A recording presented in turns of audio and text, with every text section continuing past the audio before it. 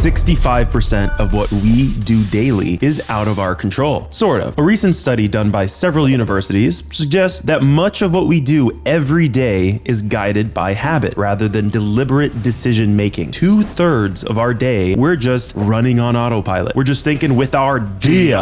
So, it's no surprise we have phrases like humans are creatures of habit. The implications of this finding is that if you want to escape whatever situation you're in, you're going to have to recognize what you're habitually doing and, more importantly, not doing to get you to where you want to be in life. This can also be true for habitual thinking, having a mindset that sets you up for failure. Emotional, damn it! Here's some advice from someone who's worked 4 years in retail, 4 years in blue collar work, 2 years in my own e-commerce business where I invested hundreds of thousands of dollars in online advertisement, only to see it crash into flames, to now over 5 years working in the IT and cybersecurity space. I've worked with small, medium, and enterprise-sized businesses, so I've got a little exposure to it all. In order to escape entry-level purgatory or any dead-end job, you have to learn some things about yourself. Do some introspection, a term that describes the active examination of one's own conscious thoughts, feelings, and motives to foster self-awareness. Then we can begin to plan how to escape your bad habits. Choose your hard. Deciding on a career, this is the first and biggest thing you need to learn about yourself. What do you want to do to escape and set yourself up for life? Realize that anything worth doing in life is hard. Choose your hard. Sales, finance.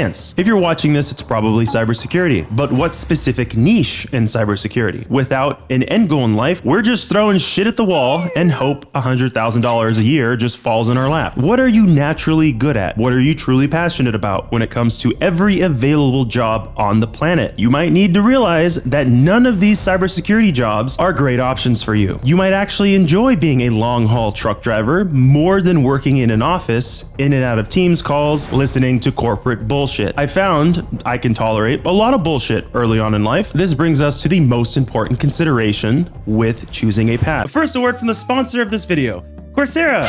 Overwhelmed by how many online learning resources there are? Don't know how to get started because you're Jon Snow? Well, if you want to get started learning cybersecurity, AI, data analytics, AI, coding, AI. We all need to start learning AI fast. AI babysitter job roles are coming, probably. I've recommended Coursera as one of the best starts to anyone looking to get their learning journey going. Maybe you're stuck in what feels like a dead-end job. It's never too late to start a new career in your life, especially working with computers. It's not like those blue-collar trade jobs where you break your back. Age is not a factor, and there's no shortage of courses available on the site. Search their catalog of over 10,000 courses, projects, specializations, and professional certificate programs. There's no excuse for you not to get started with resources like this available. The hardest part is starting without breaking the bank. And if you follow my link down below, you'll get a 40% off exclusive 3 months access to kickstart your learning. So check it out. What do you got to lose except the rest of your life in a dead-end job? Consider what you're passionate about and contrast that with what you can tolerate doing for the rest of your life. Because what you might not realize is follow your passion is often a trap. It can lead directly into highly competitive, I'm looking at you, ethical hacking, and possibly low-paying industries where burnout is the norm. It is far better to learn a high-leverage, well-paid skill you simply tolerate or are naturally good at. The financial stability and time flexibility from a pragmatic, that's your word for the day, career provides the actual freedom to pursue your passion outside of work. Just like falling into the trap that is chasing the highest paying job, chasing money in a field you actively despise is a fast track to burnout. If your job drains your will to live, you will inevitably do the bare minimum just to survive the week. A self-fulfilling prophecy of routine failure. You are far more likely to make the most money you're capable of making and be happier when you find a high leverage skill you are genuinely interested in, that is in demand, and use it to fund and build your own financial independence. This concept of high leverage skills is something I've come to learn and leads into the next point. Selling yourself and knowing what sells. This goes for how you phrase things on your resume, and in job interviews. Not understanding what a business needs for any given role is going to set yourself up for ghosted job applications and interviews. This is surprisingly overlooked. A lot of people attempting to get into cybersecurity positions, which are genuinely understood to be mid-level jobs, quote unquote entry-level exists, but there is a misconception that all entry-level jobs require the same skill set across industries. Entry level in cybersecurity is not the same as entry level in IT, which is not the same as entry level at McDonald's. You need to lock in on the skill set to demand the money you're looking for. This is as simple as reading through job applications to figure this out. It doesn't take long. This sounds simple, but most resumes I get from people encompass multiple massive roles in cybersec. The claims are ridiculous. GRC specialist with massive abilities in pen testing, application security, and also sprinkle in incident response because it's so easy. You can't do this. Also understand what your skills you're aiming to obtain are capped at financially speaking. Low leverage skills are capped, limited by time, and physically being present to perform the job. Example, if you are a consultant paid hourly, you can only bill for the hours you are awake consulting with people. There's still a lot of money to be made in roles that are quote unquote low leverage, but if your ultimate goal is $400K a year, you gotta understand the pay ceiling of the niche that you're going into. High leverage skills, on the other hand, allow you to build something once and sell or distribute it infinitely at near zero marginal costs. Think writing code, architecting cloud infrastructure, producing digital media, some form of designing automated systems. These are high leverage. High leverage creates the potential for exceptionally high pay. Throw AI into the mix and your pay ceiling goes through the roof these days. Company loyalty is a load of crap. The easiest way to get a significant salary jump, talking 40K to 80K jumps or more, is through strategic job hopping every 2 to 3 years. You need to realize that staying in a tier 1 job for 5 years busting ass to stand out as an awesome employee is less valuable than staying for 1 or 2 years,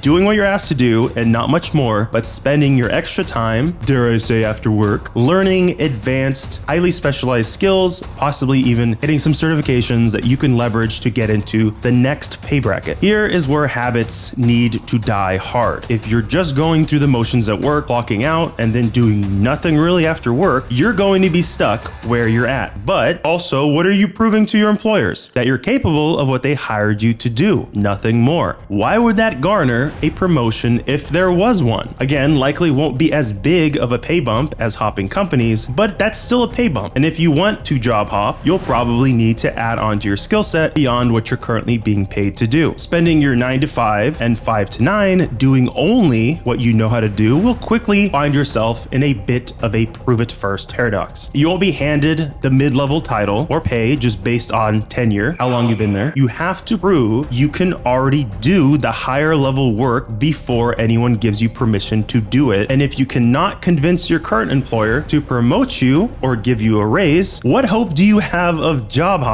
I wasn't handed a promotion from senior security analyst to cloud security engineer without proving first that I'm capable of doing the work already. That meant learning on the job by aggressively pursuing the work and learning in my own time. Hard work can actually lead to more work. Being the most reliable and efficient employee in what is effectively a dead-end job can be a double-edged sword. On the one hand, you may find yourself thinking you have major job security because clearly they wouldn't be able to function without you. But on the other end, the promotion you're likely to get as a result of your years of hard work will be peanuts in comparison to what you're capable of getting elsewhere. Management tends to rely on their best workers to carry the load. And I've felt this in my soul when I was working the tier 1 ticket queue, taking 75% of the tickets, because if I didn't, they would pile up because fucking Steven, my ex-coworker, didn't pick up tickets and my boss didn't do anything about it for 1.5 years. Sure, I got promoted to tier 2 eventually, but that was only after tier 2 quit. My negligible raise along with the extra work I had to do in tier 2 was almost an insult. Working yourself to the bone in an entry-level role often just cements your position there because you become too valuable in that position. Use quiet quitting to your advantage here. The hidden job market is real. Meritocracy only goes so far when hundreds to thousands of people are applying for the same role. Internal referrals are the ultimate cheat code to escaping entry-level hell. At my current employer, we're actively hiring and have hired multiple people recently, and every single time before the job description is even made, we're asked to refer anyone we know who would be a good fit for the role. You spend enough time in the workforce, you realize that networking is about forming genuine connections with people in the industry you're interested in. These connections can help you bypass the screening process, ATS scanning, software bullshit, and other crap,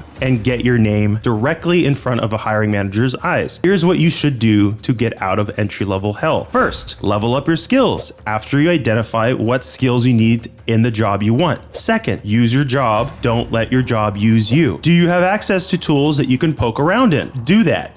Got any projects going on that you can ask to be a part of? Exposure to hands-on work is absolute gold when learning these high leverage skills and stuff that you can put on your resume. Third, if you find yourself in a position that has no lateral movement, no promotion opportunities, and if they do have promotional opportunities, they suck, no real pay bumps, quit. Do what you need to do for your daily work responsibilities and use the extra time to level up your skills. Lastly, don't be afraid to make mistakes. This is how we learn. Put a blind eye to imposter syndrome. We're all just dumb adults trying to be less dumb every day.